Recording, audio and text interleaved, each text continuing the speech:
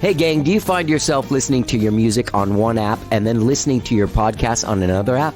If you do, stop this insane behavior right now and download Spotify. Spotify is home to all of your favorite music and all of your favorite podcasts. Podcasts including Fly on the Wall, the Saturday Night Live podcast with Dana Carvey and David Spade, the Rock on Tours podcast with Gary Kemp and Guy Pratt, old favorites like Fresh Air, My Favorite Murder, Wait, Don't Tell Me. Look, if you're looking for a news podcast or sports or entertainment or true crime, look, if you're looking for a sewing podcast or an RV podcast, Spotify has all of this for you. That's Spotify. All of your favorite music and all of your favorite podcasts in one place. Find it in your app store and start listening today. That's Spotify, music and podcasts. Let's get down.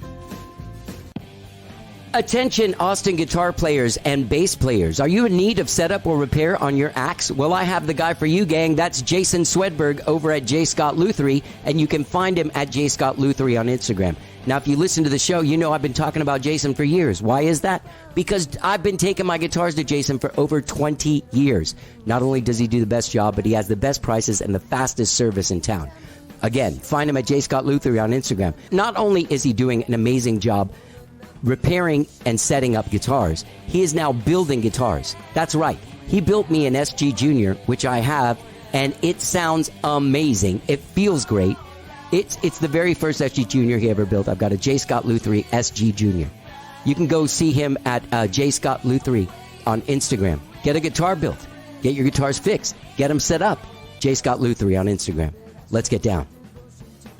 You gotta open the vault. Open my vault? Open your vault. Once I open the vault, it ceases to be a vault. You have no choice.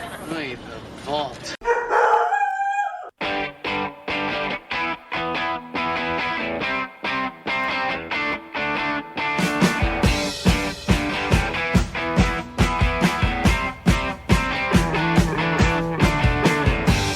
It's time for How Did I Get Here from the Vault.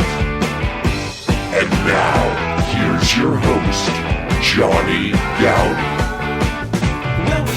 All right, hello, I'm Johnny. I'm your host, and welcome to another episode of How Did I Get Here from the Vault, where we reach back into our vault of over 1,000 episodes, pull one out, shine it up, and re-release it for you just in case you missed it or in case you want to hear it again. Today, we are going all the way back to October of 2013 to episode 213, and we talked to Adrian Quesada from Black Pumas. But gang, this is before Black Pumas. This is before Boleros Psicodelicos. This is before his latest album, Jaguar. Yeah, man, this was right when he was leaving Grupo Fantasma, and he was doing some Brownout stuff, and he was doing some Money Chicha stuff, but he was starting to produce a lot of people. And I'd heard about him from my friend Ian Moore. I'd heard about him from my friend Davíd Garza. I'd heard about him from Jazz Mills and Suzanna Choffel. All these people were singing his praises for a couple of years before I actually met him. Everyone was working with him in the studio. I knew who he was. I'd seen Grupo Fantasma. I thought they were amazing. I hadn't seen Brownout yet, I don't think. Anyway, so I got asked to do this Elliot Smith tribute in like September of 2013, and Adrian was on that gig. He was like the house band guitar player for this Elliot Smith tribute show, and I was singing a couple songs. So I ended up getting to know him during the rehearsals and during the hanging out before the show and the sound checks and all that stuff, and I invited him on the show. And he was just doing a record, Echocentric. As I said, he had just left Grupo Fantasma. Basically, we hit it off at the Elliot Smith tribute, and I asked him to come by and be on the show, and we talked about Grupo Fantasma, the Echocentric, which he was doing at the time, Brownout, playing with Prince, talking about Prince, producing records, growing up a punk skater kid in Laredo, going to Golden Globe parties, Grammys, missing a Grammy Awards in a truck stop, making it to a Grammy Awards. Great stories, great conversation from a long time ago, pre-Black Pumas, pre-Boleros Psicodelicos and Jaguar. This is me and my friend Adrian Quesada from episode 213 in October of 2013. Let's get down.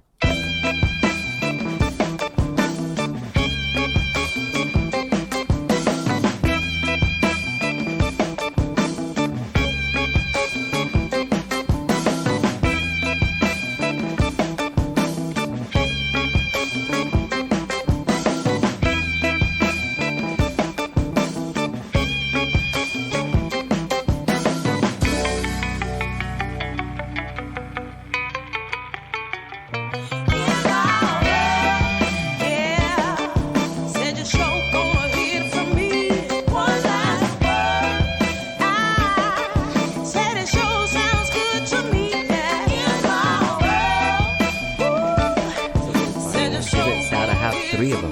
Look, I have the rack mount, and then I have the old school one underneath there, and then I have that little pocket one. Yeah. What do you think of those things? I mean, how much do you use as a producer? How much would you use The pod?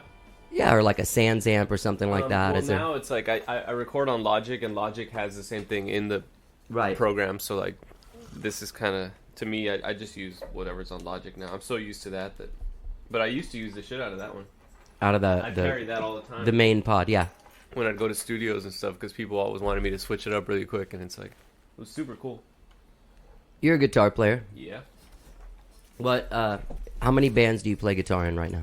Just 1 or 2? Are we starting? Yeah. Oh, shit. Snuck up on me, man. Yeah, that's how it works. Having tech talk. Okay. Sneaky. How many bands do I play guitar in right now? Like active bands, I'd say 1, 2, 3. Name these bands. Brownout. Okay. And that's been around for a while. Yeah. How long? 10 years. Okay. And that was an offshoot of Grupo Fantasma, which I just left that band. Was in that band for 13 years. And that band still goes on? Yeah, they're still playing. You were a founder of Grupo Fantasma? Mm-hmm. I was the founding member. Okay, go ahead. So I still play with Brownout, which is the same guys essentially. So it feels weird. What made you leave one and stay with the other if it's the same guy? It's obviously not the guys. It's a lot of Grupo was a big commitment. Yeah. Those guys are crazy. They will not stop, and they're just going forward. And I wanted to have time to do other stuff. I wanted time to like be a producer. I wanted time. I always felt like I was scattered and spread too thin. And then when I was doing Grupo stuff, I didn't have the I wasn't even all the way there. Or this was in the last 5 years, because early on that was like my big commitment. But I wanted the time to do other stuff. I wanted a little more time with my family. They tour nonstop. And I felt like even when I was there, it was I wasn't all the way there. I wasn't really focused, and like I was just kind of going through the motions, and it just started to feel weird. And I wanted more control of my schedule. I wanted freedom to do other stuff, produce records, and work on other projects and stuff. So I still play with Brownout, which is the same guys. So it's kind of like nothing's changed. I still hang out with the dudes all the time. I still hear all the Grupo news and get the word on that world. And then we have a smaller band that plays cumbia stuff called Money Chicha, and it really just started as like a cover band that we do for fun. Originally, the Continental Gallery asked us to put something together a couple years ago, and we did that just as a way to just kind of play some gigs, make some money, and not just recently we started taking it a little more seriously. How big is that band? Anywhere between 4 and 6, and that was the idea. It was like, actually the idea was to do it as small as 3, but to have a band where the reason it was called Money Chicha was because Continental Gallery Steve Wertheimer wrote me and asked me to put something together. And we were like, well, how the hell are we going to make any money at the gallery? You've been to the gallery, right? Yeah, I've always wondered. How do you make money at the gallery? See, people make money somehow. If they pack it, they get a good percentage of the so bar. So Tamika does make a good... From what I hear, yeah. It's obviously... Because there are shows that have cover. I did a show there with John D. Graham. I did 2 of them where you go and play along with him. Mm-hmm. And it's called John D. and Friends or something. And I got a lot of money. I mean, more than I was like, really? At the end of that thing. I think it's sliding scale. I think Steve kicks cash when he thinks it's worth it or something. So we were trying to figure out how to make money, and we were like, we can't do like an 8-piece band there. We're just not going to make anything. It's not going to be worth it. So we kind of sent an email around trying to like brainstorm, and one of them, Chicha, is a kind of cumbia music from Peru that was like in the late 60s and early 70s, Peruvian teenagers that were into like the ventures and surf guitar, like surf rock stuff. Yeah. Started doing cumbia music, like, but as if they were pretending to be the Ventures. So like they did this cool like surf guitar version of Latin music. Yeah. And that's called chicha music, because that's like the liquor that they drink down there. So we thought, well, what if we did that? Because we were really into that stuff, and we were learning those covers for fun. And we just said, well, so the email had a $, because it was like, how do we make money? So it said $, and then it said Chicha. And then when we were trying to come up with a name, we were like, Money Chicha, there it is. So we still do that project. I still play with the same guys. You guys play at the gallery every week? No, we never did it, actually. It's funny, because by the time we got it together, Steve was like, sorry, book somebody else. So like it kind of turned into something else. So that's funny. So because of Steve, we do have another band. And then a couple of recording projects. one that's with a friend of mine from New York called Ocote Soul Sounds, and we have put out 4 records, I believe, and we've toured a little bit here and there, but we neither of us have like, you know, the intention to make it a band that's like performing. It's just kind of a studio project, and when we put out a record, we'll play some shows, whatever. Like up in New York and down here or something? And we've done a couple of tours. And then I have a project that was kind of the closest thing I've done to a solo project called the Echocentrics. And that was just a bunch of songs that I wrote. I'm not a singer, and I'm not a lyricist. Is that the one that you sent me with the girls singing? Yeah. So I got a couple of man. girl singers, friends of mine, to sing on it, and we did some shows.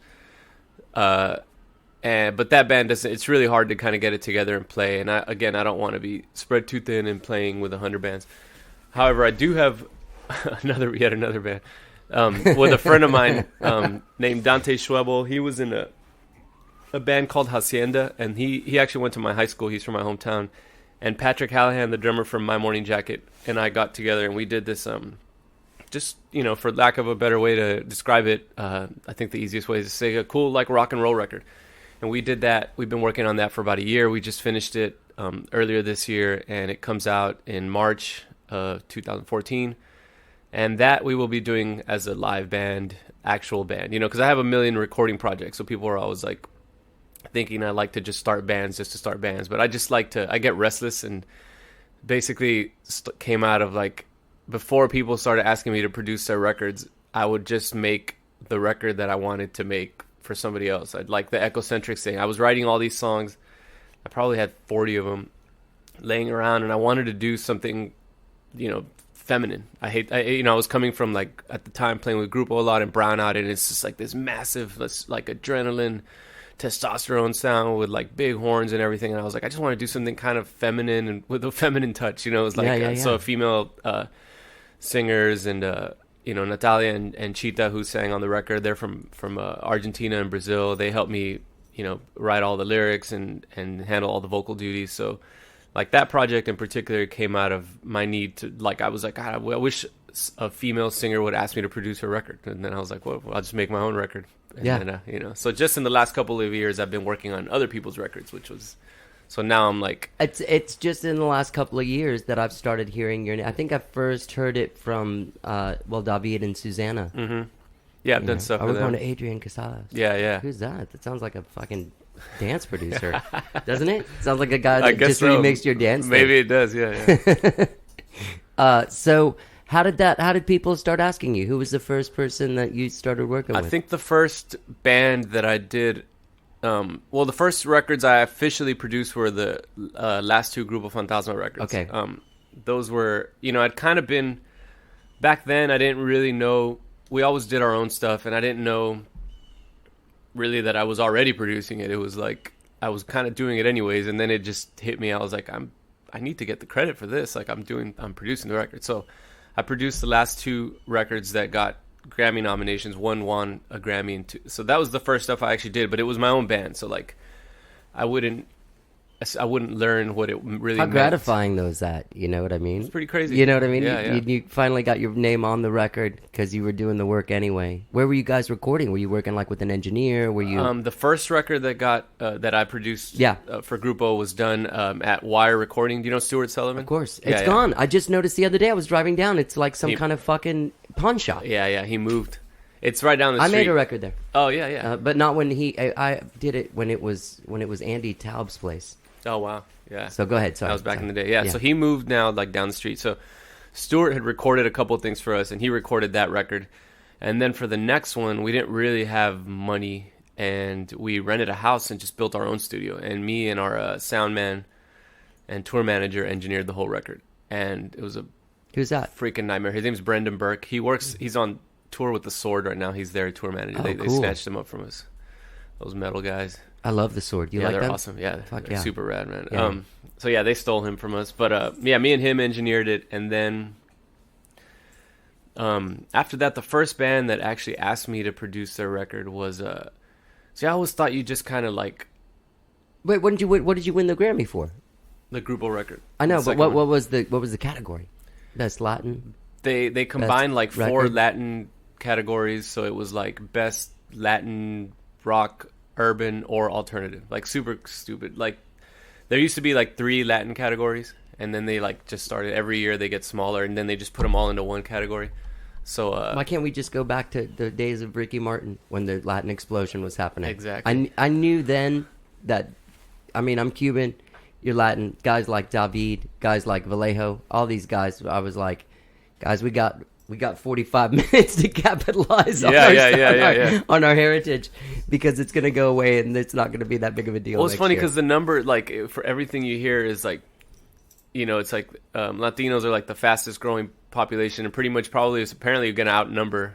I think we outnumber white people already. Yeah, but it's, you don't see those numbers. It just doesn't add up. So, was it a Grammy that was presented at the show? Did you were you on TV? No, I didn't go that year.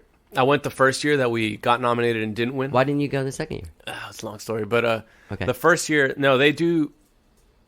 There's like, I don't know, a couple hundred or a few hundred categories. They only televise like 15. They only televise like rap, you know, rock, the main ones. Super main ones. But like all the other ones, like the classical and jazz, polka, folk, whatever, all that. Those are actually done in the ceremony before the televised part in a smaller, like, or a big ballroom, but it's not like as glamorous as it is on TV. However, they did give us tickets, so I did go to that. But the first year, I swore we were going to win. I mean, we went in there and I had a speech and I was just like, we didn't win. The next year, they gave us 4 tickets for a 10-piece band with like crew and everything. It was super lame and it was kind of annoying, and they would not budge on that, because the first year they gave us all tickets, and then we also had the option to buy girlfriends or wives extra tickets. So like we all took our wives and girlfriends, and super fun night. You know, we got to see like the televised part, which was a spectacle. If I feel like it's not boring. No, it was actually pretty fun. Okay. It's kind of fun because it's just whatever, you know. Yeah. You're at the Grammys, whatever. Yeah. But wasn't something I'd want to go to every year. I think it was just one of those bucket list you things. went to the Grammys. Yeah. And the next time they offered us 4 tickets, and we were like, all right, so this is a 10-piece band, and they wouldn't budge. So it was like, so here we are, like all fighting for 4 tickets. At that point, I didn't think we were going to win. I really didn't. I just totally didn't think we were going to win. And I was just kind of jaded by the whole thing, and it was just like, whatever. I'll opt out of this. You guys can fight for the tickets. And eventually, actually, it was funny because it ended up that 1 ticket just went to waste. We ended up with just 3 people going to the Grammy. So we drove up there, booked some shows on the way up to just kind of pay for it, and played the night before in LA and turned around and just drove home. But we stopped at a truck stop because you could stream the Grammys or whatever. Mm-hmm. And we just totally thought, it was funny because the night before we were leaving and we were all kind of drunk, and we stopped at like a Walgreens or something, and I bought what's the like shitty champagne that like is in the commercials? Andre? No, it's a Corbel, right? Yeah, Corbel. Yeah. So I bought a bottle of Corbel and was like, just in case we win, and it just kind of was funny. We stopped at a truck stop and tried to like stream it. Kind of made this like big scene in there, and like all these truck drivers were around us, and it wasn't really like we couldn't really get the internet connection and stuff. But I was on the phone with my wife, and we were all checking it out, and we had all these truck drivers that were like, they're nominated for a Grammy, and we were like, yeah, we're trying to watch. And I was on the phone with my wife, and we were like, the streaming thing was like super slow and like 4 seconds behind, you know. So they were like about to get to it and whatever. And my wife just goes, "You want a fucking Grammy?" And I was like, "We want a fucking Grammy." It turned into this party at the truck stop. We bought a bunch of beer. And we had a bus at the time. We actually got on the bus, like started drinking beer, and then I was like, I got Corbel. And we like popped a bottle of Corbel. Is it Corbel? I don't know. Anyways, shitty champagne. And then and we had a little party on the bus, and then our bus broke down. No, our bus driver got sick. That's what it was in Arizona. And like 2 hours later, all of a sudden he got super sick. So we checked into like the crappiest motel. It was straight out of Breaking Bad. And then he was so sick that he basically like went to pass out and forgot to like turn on, I don't know, whatever, like the AC was off in the bus. It was like the generator wasn't running, and we were all sweaty. And then we went in, we got another hotel room so that we could just go somewhere. And we all watched the Grammys from a like crappy fucking meth hotel in Arizona and watched the televised part, and that was it. Wow. So yeah, I wasn't there. That's interesting. I watched the Grammys, not the 2013, but the 2012 Grammys in a shitty motel in Bowling Green, Kentucky, by myself. I was driving to Ohio. Yeah, rock and roll life. Interesting. Yeah. Okay, so tell me more about Grupo Fantasma. Let's how did that band come together? What did you do?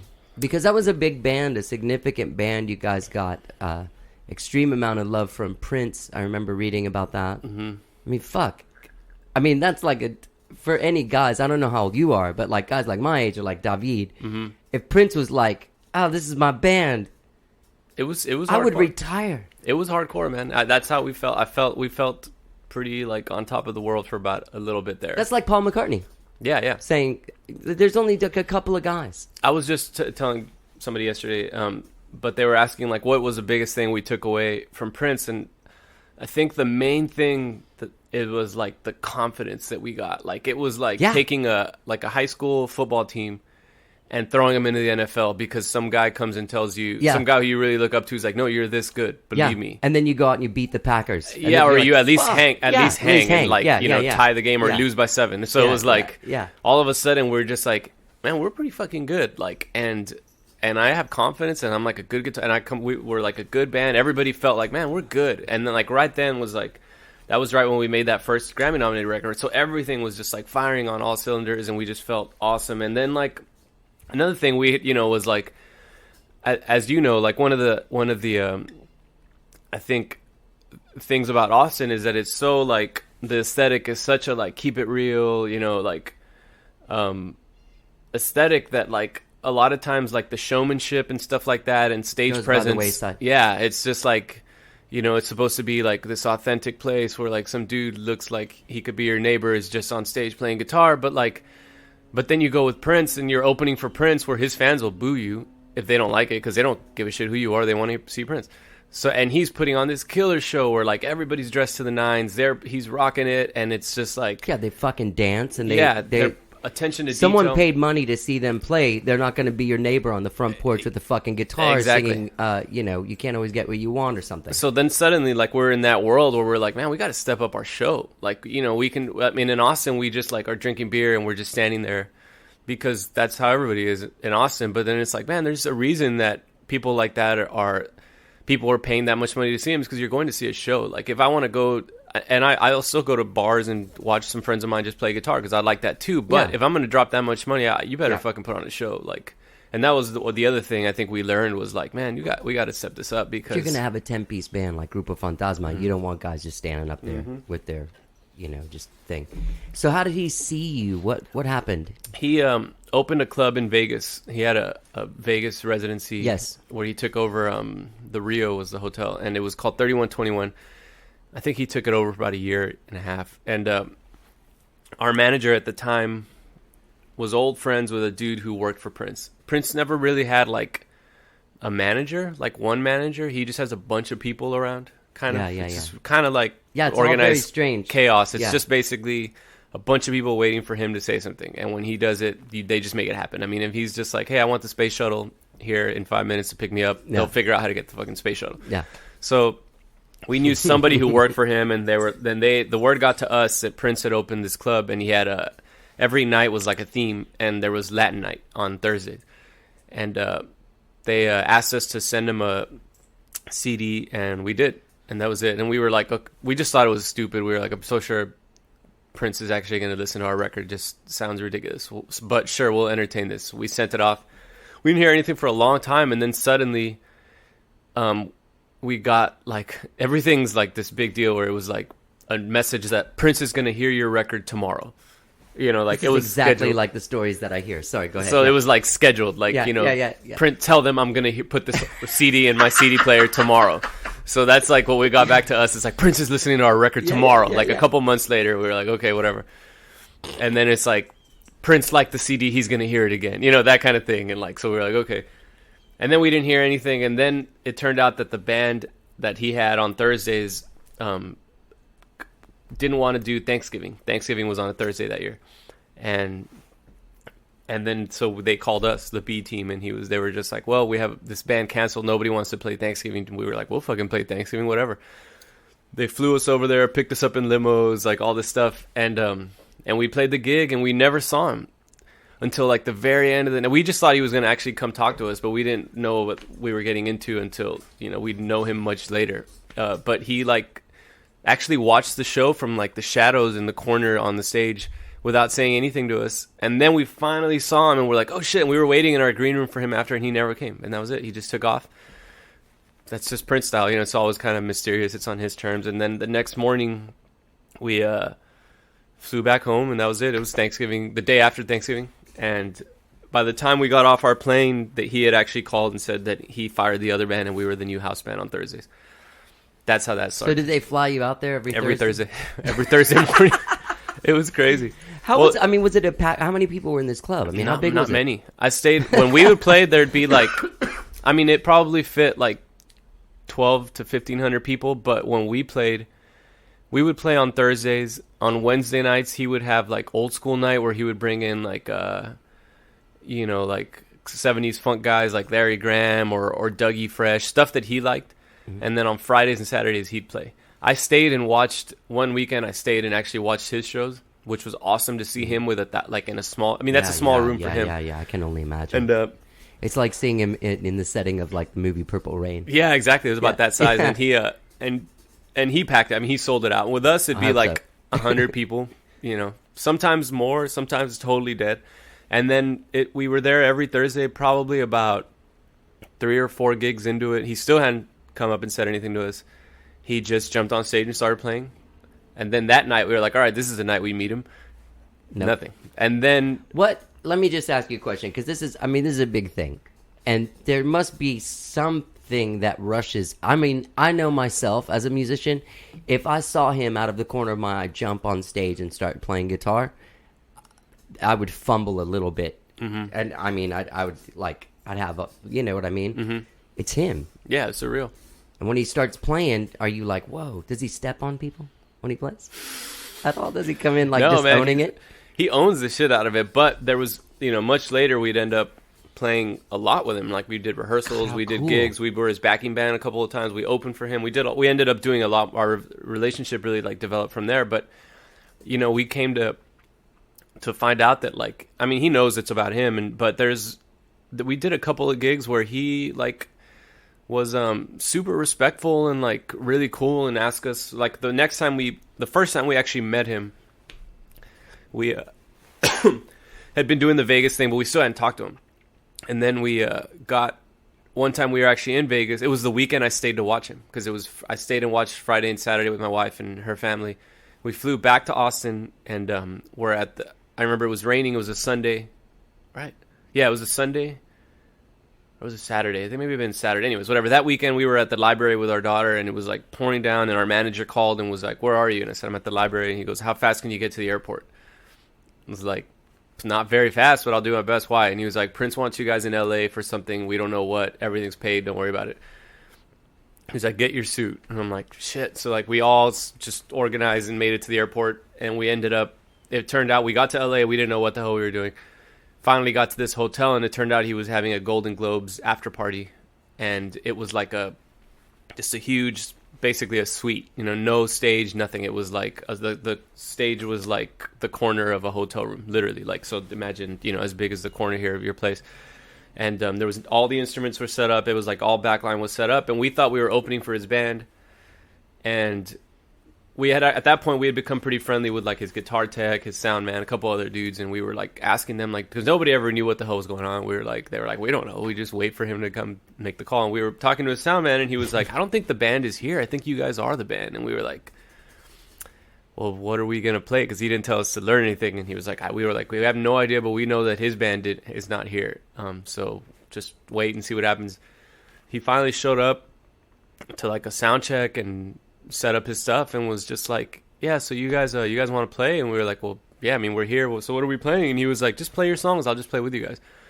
And he was like, that gig was like, he was, you know, humble is a word that I don't know if it ever used in the same sentence with the word Prince, but like humble enough to like be there and be like asking me, like, you know, before songs, like, what key are we in? Like, and you know, super like kind of sort of on our level, except he's wearing heels and he's Prince. Right. And it was nothing but like A-list celebrities in there, and we just played this house party where we were his band. And then that was the first time he actually spoke to us, and then from there we were like a little more comfortable, and then we started doing more stuff. I think we kind of earned his trust, and then suddenly he was like talking to us. So it took him a while. Everything is like, all the shit about like don't look him in the eye and all that was not true at all. But you definitely know that he sets the tone. Like if he doesn't want to talk, he'll walk in and not talk to you, and you don't say shit. I got that from not recent, but probably around the time whenever he released that triple album, where one of the records was Some Woman You'd Never Heard Of. You know what I'm talking about? I remember, but who was the woman? I can't remember. But he was promoting some new person, which he gets behind and stuff like that. But in that interview with Tavis Smiley, I was like, wow, he lives in insular existence that probably he's lived since 1981. Yeah, exactly. And his reality is not the rest of the world at all. There's no way. Yeah, it's his own world for sure. Yeah. And I was evening with Kevin Smith, that director guy. He talks some stories about Prince having him come out to Paisley Park, and just like there was that, hey, Prince is going to call you in 10 minutes. Yeah, totally. I love that there's warm-up people. Yeah. Okay, so, well, ultimately, that gave you a huge amount of confidence. Yeah. Probably gave a bit of a buzz. Like, then when you went back to LA, did famous people come see you play? Or are you guys like Selma Hayek's we favorite never band or yeah something? Exactly, she was there. She actually sat right behind me.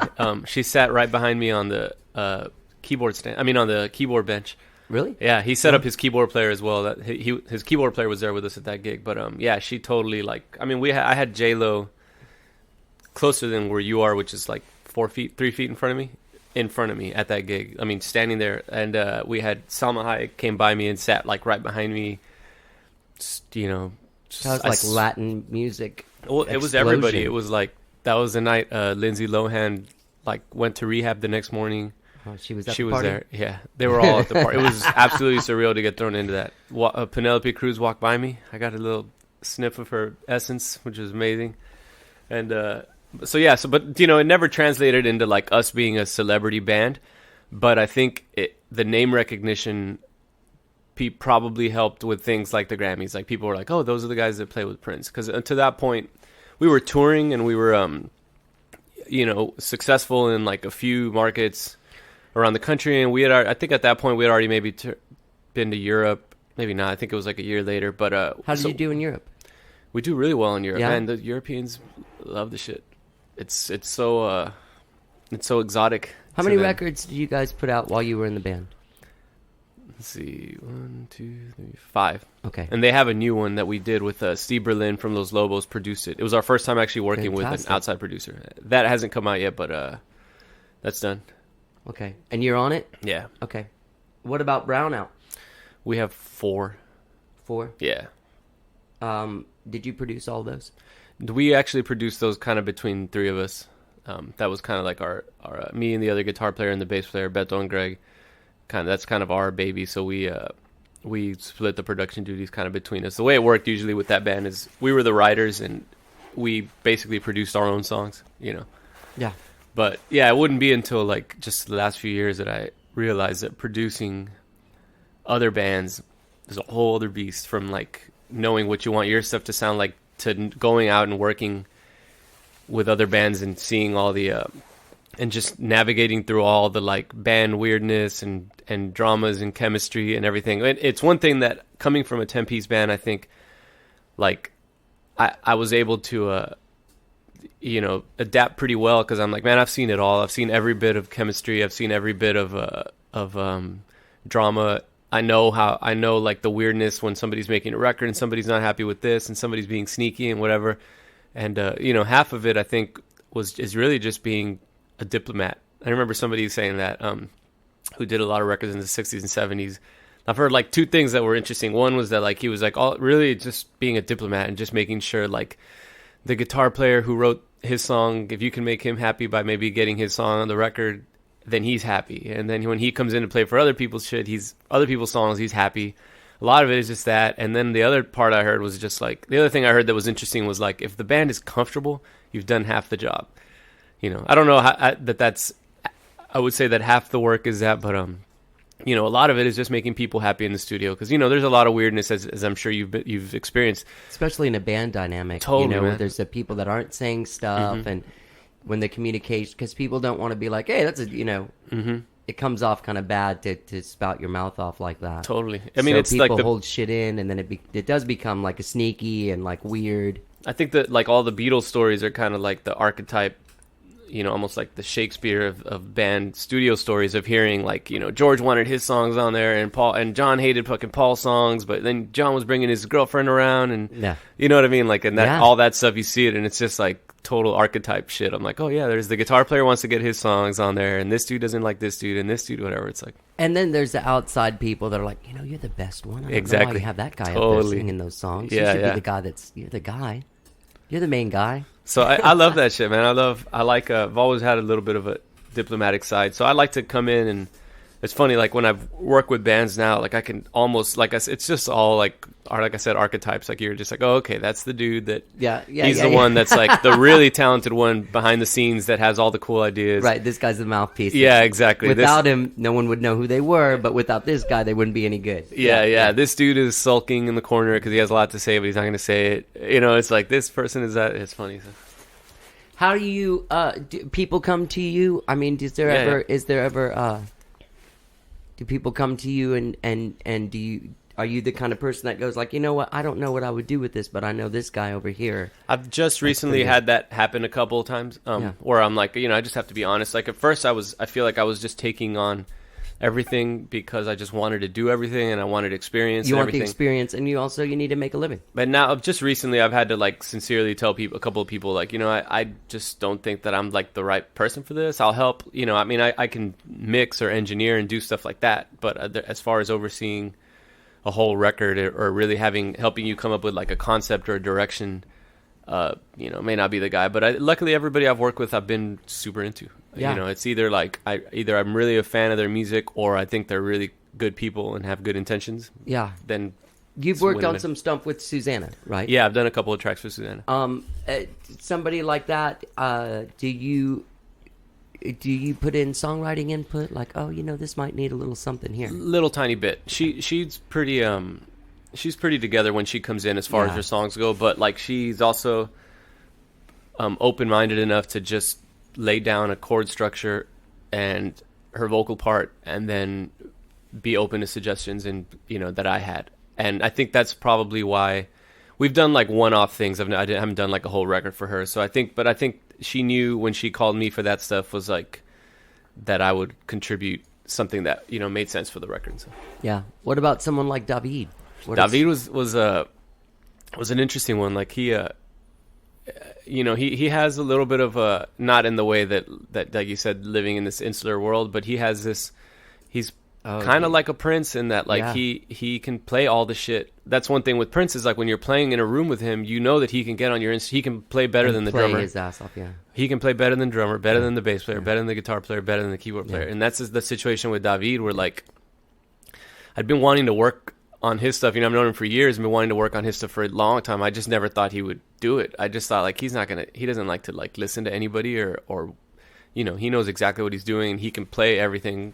So why does he need a producer? However, I felt like, you know, listening to the records, I just, you know, the last few things he did, I remember just thinking like, I wish I could have like a little input into this. And I felt like I had a few concepts that I thought would be good for him. And I had spoken to his manager a little bit and kind of mentioned to him, and he was like, well, why don't we just do a couple of songs and see what happens? And it's like, yeah, perfect. That's generally how I like to work with people, is just like, let's just do one before we commit. And just because I don't want to like get 12 songs into it and then nobody's happy. Right. So we started doing like 2 songs maybe really quick. We laid them down like super quick. He was fast and he wanted to play drums, which I love the way he played the drums. And that's what I thought we were doing. And then a friend of mine was like, hey, so you're producing Davíd's record? And I'm like, well, we're doing a couple of songs. And he was like, well, he put it on Facebook that you're producing his record.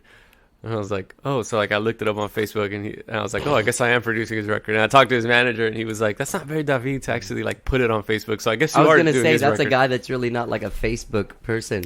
So then suddenly we were working on a record, you know, and he's super prolific and like, so prolific, a badass. Yeah, while we did our record, he must have done like 2 on the side, kind of cheating on me. I think he worked on a couple other ones that he just cranked out. But like we had a very specific like kind of theme. Which record did you do? I did a Human Tattoo. Okay. Yeah, the latest one he put out. Yeah. Yeah. I mean, he's got a couple other ones I amazing. think in the can. Oh, thanks. Yeah.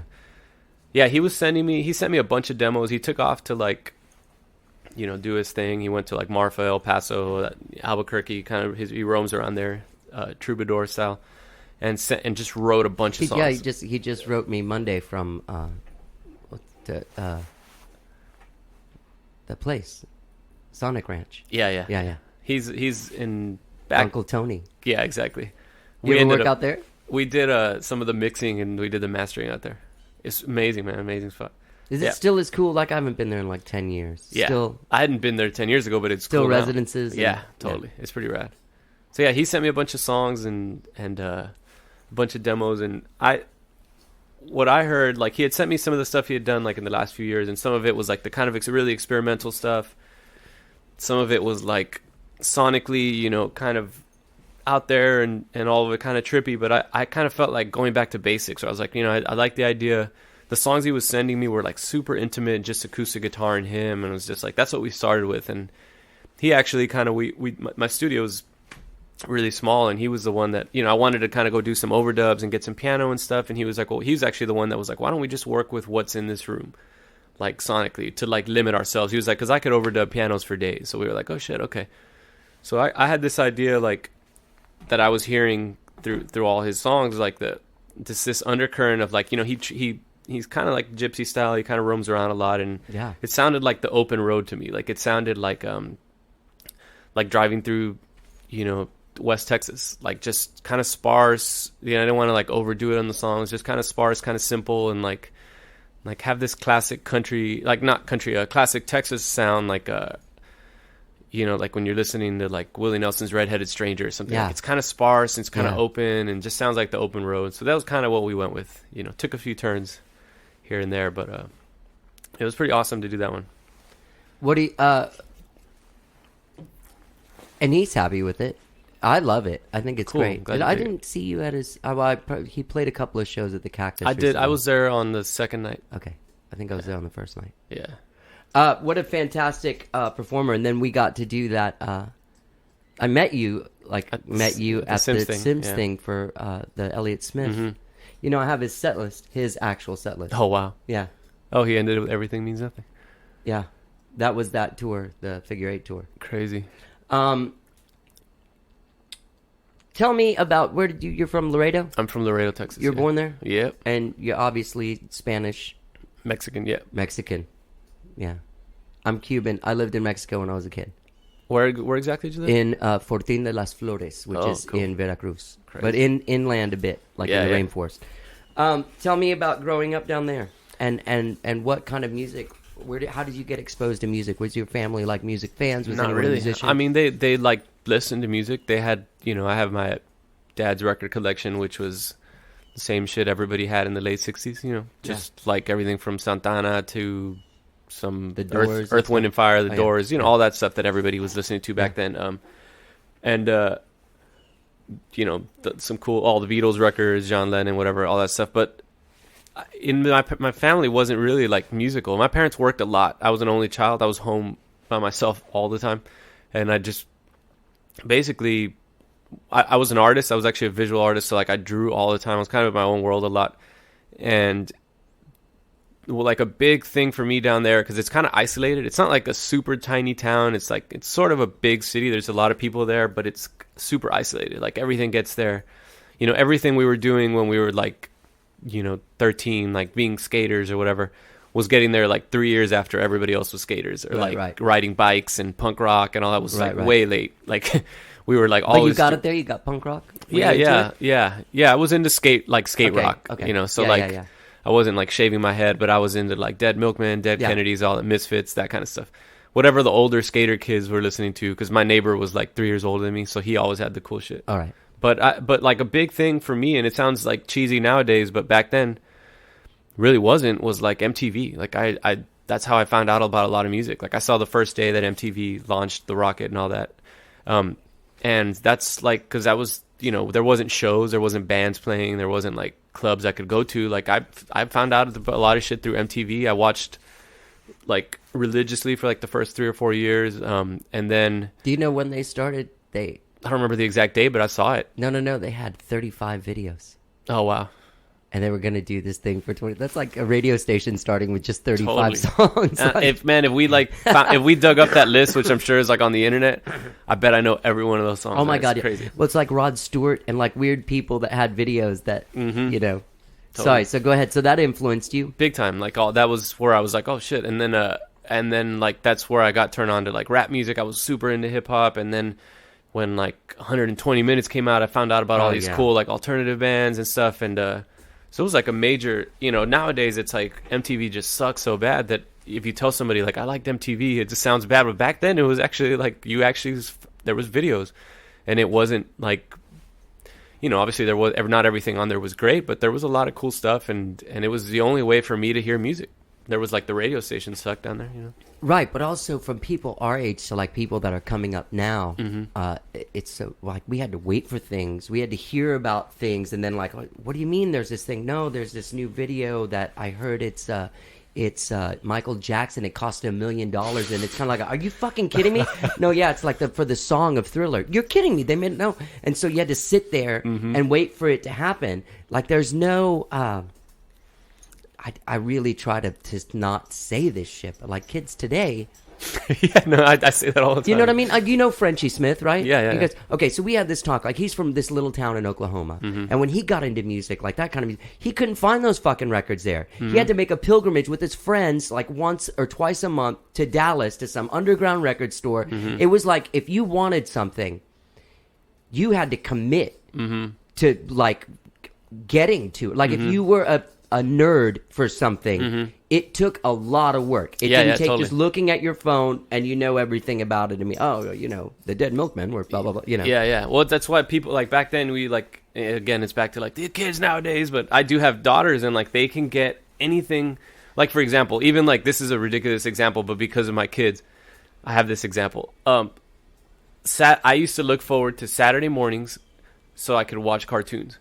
Yeah. Right? I had to wait a week. Yeah. And I'd wake up, I'd get my fucking cereal, and I'd go and I'd watch all the cartoons, Yeah. and I knew which one was next. Yeah. And then it was over, and it was like, oh, fucking Saturday was rad. Can't Yeah. wait till next Saturday. Well, now my daughter wants to watch Yo Gabba Gabba, and it's on demand, and they know how to use the fucking Netflix thing, and they're just like, they want to watch it right now, and they don't understand why. Like, you used to have to wait a week to watch the cartoons, because that was like, it only happened, and you couldn't, there was no on demand, and like, couldn't get on YouTube or whatever. And yeah, it was the same thing, like, especially with like music, but you also had to be creative. Like I remember, you know, I was always into like the VCR and and our stereo. My parents would always come home and I'd be taking apart the stereo and doing shit, but like figured out how to connect out of the RCA into my tape deck, and I would record songs off MTV because I wanted to hear them. And I knew, like, for example, like Sunday nights or whenever, like the 120 Minutes first came out, and then there was Headbangers Ball on Saturday, you know, things like that. I was like, oh man, I know they're gonna play that one video.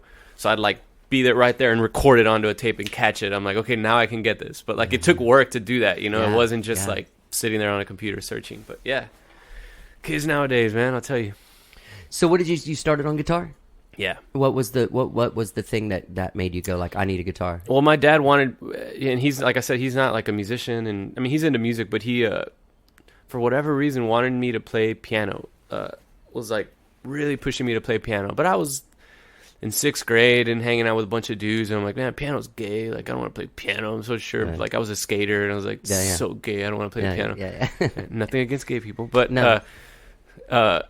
So I finally was just like, all right, I'll do guitar. And like, guitar is cool, you know. Yeah. People in bands play guitar. Shred. But now, man, I'm kicking myself. Like, I just still, like, my dad still messes with me about that. I wish I had played the fucking piano first. Everybody plays guitar. It's like, piano just rules, you know. I mean, I can get by on chords, but I really wish I'd started at that age. Like, it's such a better instrument to start on. And so I started taking guitar lessons, and I started with classical and flamenco, and then for like a year or two. But it's like at that age, it's really hard it really takes a lot of patience, and like I wanted to play rock and roll, you know. So it was like started just playing by like I think 1990, 1991. was like Nirvana and all that. So that's what I started getting into. And then somehow around like 93 or something, I would go through just like serious phases where I get obsessed with one thing and then move away and then come back. But so then I think started. you do that in the developmental times. Yeah. You do. You become like, go ahead. Then sorry. one day it was just like, man, fucking rock sucks. I like hip hop. And then I got into hip hop for 2 years, and then I was like, man, hip hop's stupid. Like I like suddenly I somehow discovered Leonard Skinner when I was in high school, and I was like, that's cool guitar shit. Yeah. And then back to around 16, 17, we like had a band where we were finally writing original music, and then from there it just kind of. It's interesting because throughout all those styles of music that you talked about, you really gave yourself a pretty broad education. Mm-hmm. You know what I mean?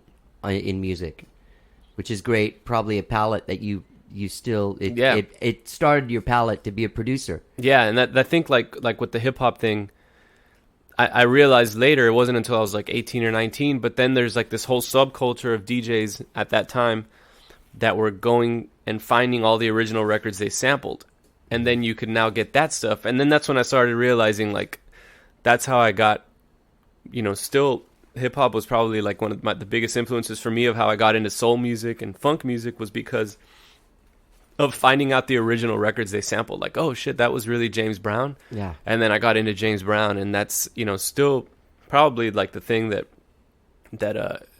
was like the most influential for me, was because I'm my favorite music is soul music and funk music and stuff, and it came from that. It was like I still appreciate the hip hop records for what they were doing back then, because it was like serious like genius to figure out that these kids in the Bronx didn't have a musical education. They didn't have instruments.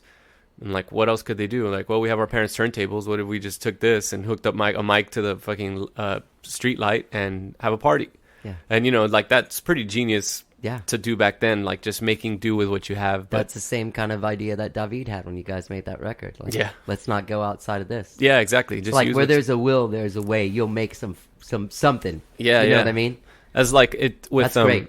With as much as I like hang around studios and stuff and do studio work, people are so obsessed with the latest like Pro Tools, whatever, and then I got all the new plugins and I got all the new like rack gear and everything, and it's just like, man, some of my favorite records were done on a 4-track cassette. Like it's just about what you do with it, and if your song sucks, it's gonna suck with the new Pro Tools too, it's like it's really about. I mean, obviously it helps to have like a good recording and stuff, but at the same time, it's like, some of like my favorite stuff that I was into when I was 13. If I hear it now, it kind of sounds like shit. Like those early Dead Milkmen records, they sound like shit, but they were awesome. They were jamming. The songs were cool, and like, who cares how they did it? So. Yeah, the energy is there. Like Meet the Beatles, obviously, fucking Abbey Road is much more sonically amazing than Meet the Beatles, but there's an energy that's not on Abbey Road that's on Meet the Beatles, and it translates. Like you hear totally. it, you're like, oh man, you get it. Yeah, totally. Yeah, you play it for someone else. So do you have a studio at your place? Yeah. Do you go to other studios and cut shit? Yeah, I do, because my studio's small, and I'm actually like about to start building something, because I finally feel like I'm at the point where I hate the limitation. Like I can't have a live band all at once. I could probably fit 3. The most I've done live is like 3 people at once. So I have a small spot, but it's kind of in my house, and I have kids, so it's hard. But yeah, I do work out of a lot of other studios, like Stuart Sullivan's studio. He was one of the first studios that I really started working at a lot, and he taught me, just sitting around and watching him, and he's just hysterical. So he was like the 11th member of Grupo back then. Super funny.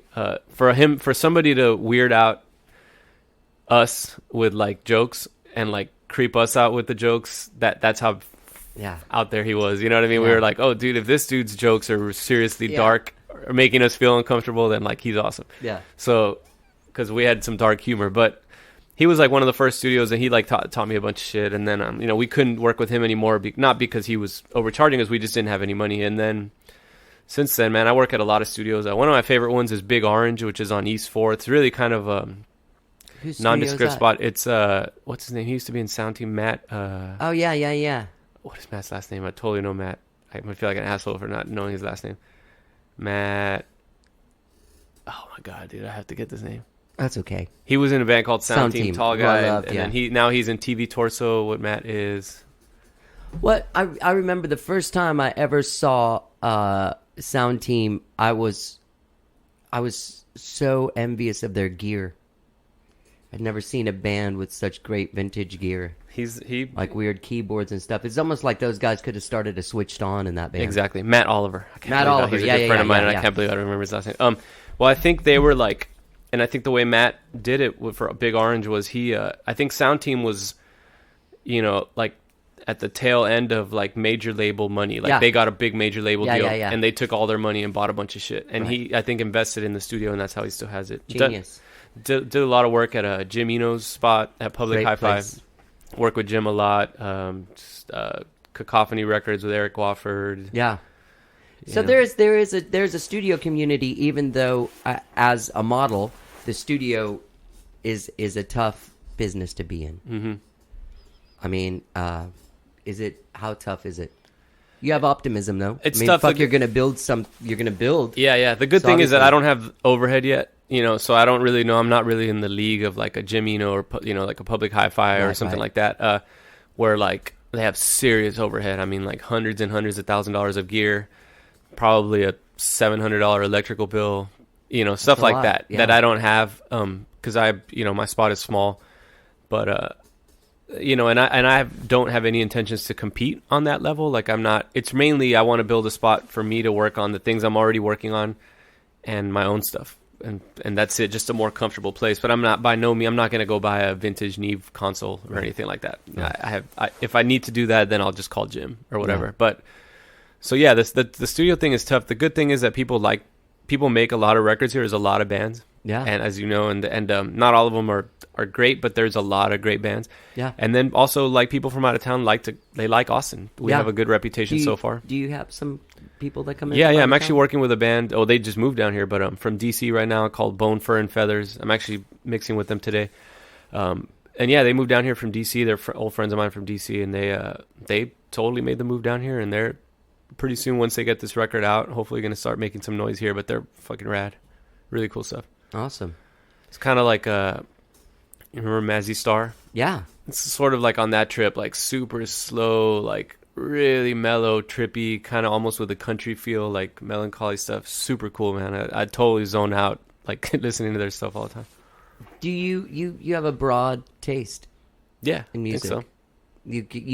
You can speak to the musicians in their language. Yeah, I think so. I mean, are you cool in jazz, or is that? Yeah, I went through a heavy jazz phase. My first group here, actually, in town when I moved here was sort of like poor man's jazz, freak out punk rock stuff called the Blue Noise Band. It was 90. We did that in 97 through like 99 or 2000, and we used to play with Golden Arm Trio a lot, which is Graham Reynolds. So we were kind of in that trip. Like we played like a lot of the punk rock spots. Like we ended up playing the Elephant Room eventually a few times and stuff, but we did that for a few years, and that kind of sort of blended into Grupo.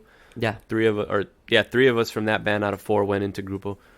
And so yeah, I went through like a heavy jazz phase when I moved here. When I was like 18, I got obsessed with it and never really like learned jazz in the proper sense, but we like did our own version of it, just like super rocked out. At the time I was really into like, a friend of mine was turning me on to like all the kind of underground New York stuff, like John Zorn and Mark Ribot and all that. And so we got like way into that, just like heavy kind of art rock, jazz freak out, where we didn't really play jazz that well, but we played it like it was rock and roll or something. Yeah. That's cool. Yeah. Hey, how do people find you? Do you have an AdrianQuesada.com? I have level1studiosatx.com. Level 1 Studios ATX. ATX.com, yeah. Or you could just, if you just search my name, that's what comes up. It's basically my website. Yeah, for some reason, making AdrianQuesada.com felt weird. I just need to do it and make it easier, but. It is weird.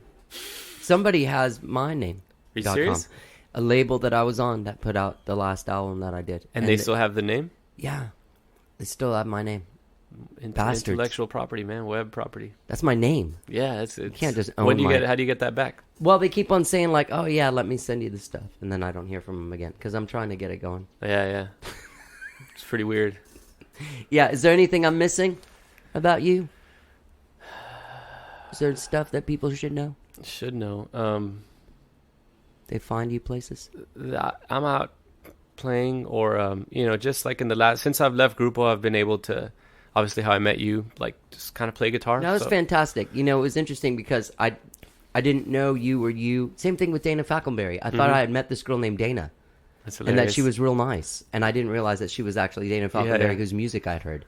Same thing with you. You were a guy named Adrian that was there. That was a special gig, man. I don't know if very that special group of people too. Totally. Like I still think about that gig, and it actually like I was into XO when it came out. Yeah.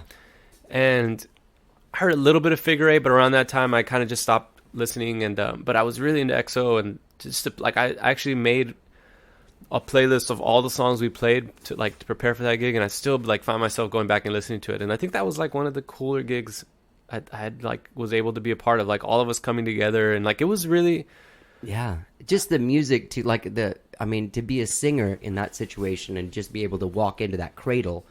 It was, the foundation was real. It was real easy as a singer to go up and sing, and you guys really made it. You know, it was weird to see Davíd, like he just doesn't not work. I don't know how he pulled So that off. That was freaky. intense. Last night I watched a couple episodes of Friday Night Lights back to back on Netflix, and I was just thinking throughout this interview, I was like, I bet Davíd didn't do that last night.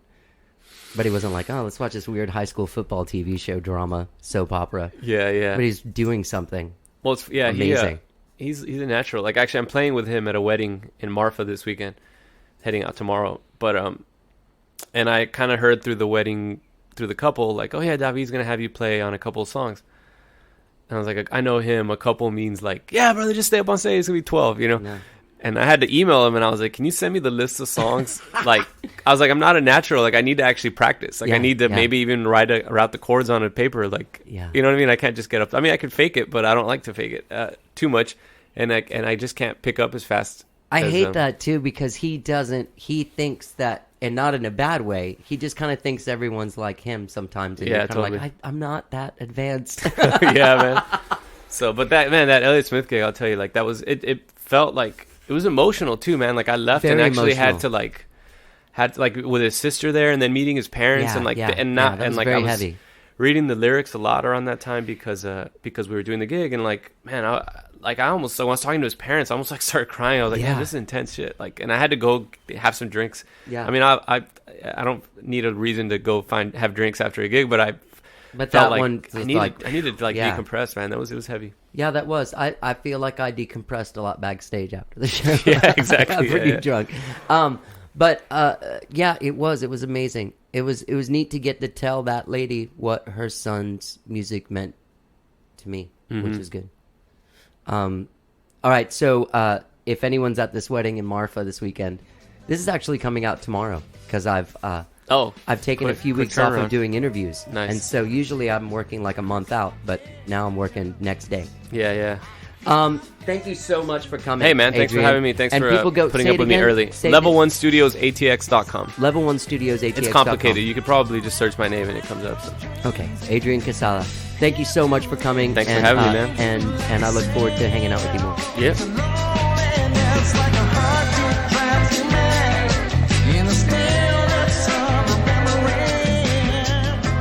Great Adrian Quesada. All right. Love that guy, man. Love having him in here. I'm glad I got to meet him. I think I'd like to work with him at some point. I like what he does. I'm all of a sudden super stopped up. How obnoxious is that? Hey, everyone. Thank you so much for listening. Don't forget, while you're on the internet out there in internet land, go to iTunes, subscribe to this podcast, leave a comment, leave a rating. It helps us with our ratings on there, which in turns will keep this show free to you, which is what I'm trying to do all the time. Keeping it free for you guys. You want to know what's going on? Go to our Facebook page. How did I get here? You want to know what's going on with me? From time to time, follow me on Instagram. I am at Johnny Gowdy. Follow me on Twitter. I am at Johnny Gowdy. I have not been able to put Instagrams. Listen to my weird phone, because my phone's broken and I've got this loaner phone. Shit, man. Let's play some. All right. Well, okay. I went and answered the phone, and now I came back. Through the miracle of recording, I paused it. That was Joseph King. He's coming into town. All right, so we're going to hang out. Hey, everyone, thank you so much for listening. Let's get into the Echocentrics, another of Adrian's bands, one of his many, many bands. And get out there, support music. Do it, all right? And support this podcast by donating in the donate thing on the How Did I Get Here Podbean website. You can see it over there on the right at the very bottom. Donate money. Give me some money. All right, the Echocentrics, let's get down.